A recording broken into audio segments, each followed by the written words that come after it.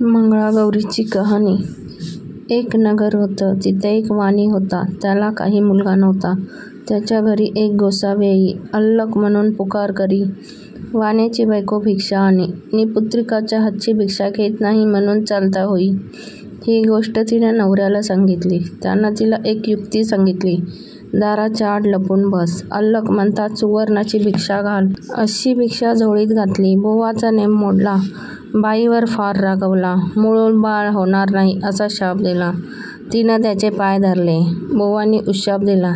बोवा म्हणाले, आपल्या नवऱ्याला सांग, निळ्या घोड्यावर बस, निळी वस्त्र परिधान कर, रानात जा, जिथं घोडा अडेल तिथं खण, देवीचं देऊळ लागेल तिची प्रार्थना कर, ती तुला पुत्र देईल, असं बोलून बुवा चालता झाला. तिनं आपल्या पतीस सांगितलं. वाणी रानात गेला. घोडा अडला. तिथं खणलं. देवीचं देऊळ लागलं. सुवर्णाचे देऊळ आहे. हिरे जडीत खांब आहेत. माणकांचे कळस आहे. आत देवीची मूर्ती आहे. त्याने मनोभावे पूजा केली. त्याला देवी प्रसन्न झाली. वर माग म्हणाली. घरदार आहेत. गुरंढोरं आहेत.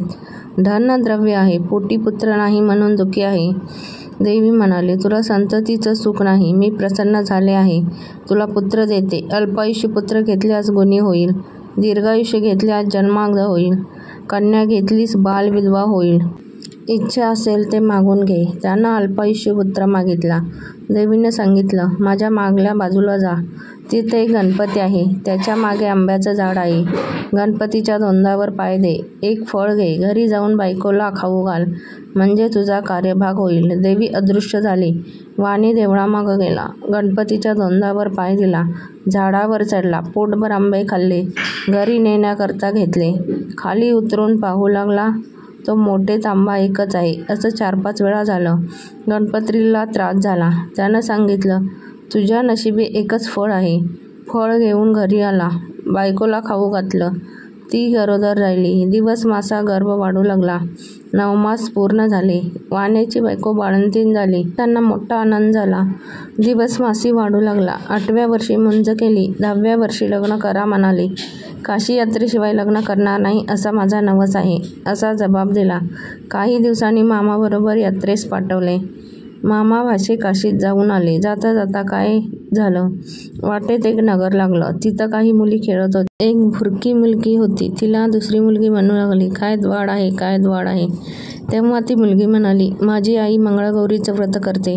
आमच्या कुळावंशामध्ये कोणी द्वाड नाही. मग मी तर तिची मुलगी आहे. हे भाषण मामाने ऐकलं. तिच्या मनात आलं, हिच्याशी आपल्या भाच्याशी लगीन करावं, म्हणजे हा दीर्घायुष्य होईल. परंतु घडतं कसं. त्या दिवशी तिथे त्यांनी मुक्काम केला. इकडे काय झालं, त्या दिवशी त्या मुलीचं लग्न होतं.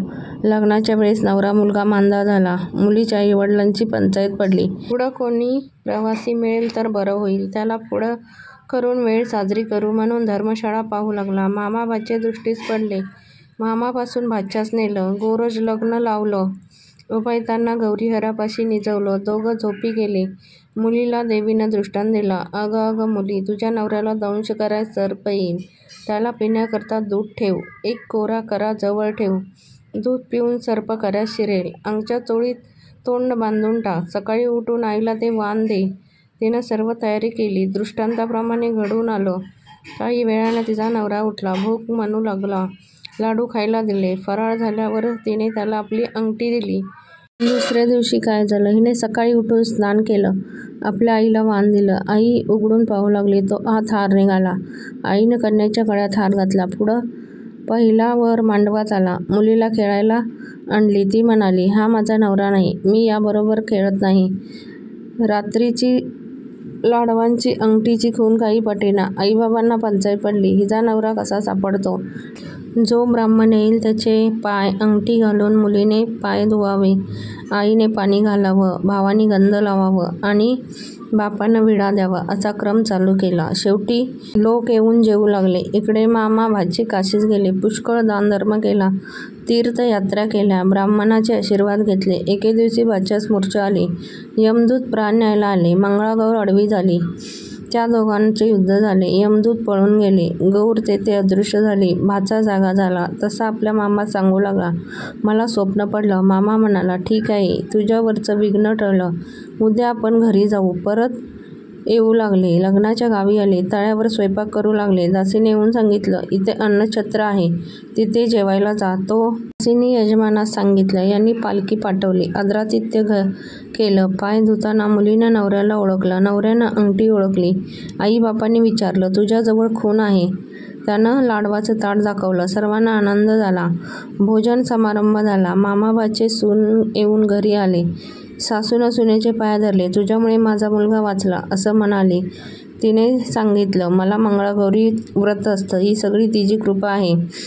सासर-माहेरची, घरादारची माणसं सर्व एकत्र झाली. त्या व्रताचं उद्यापन केलं.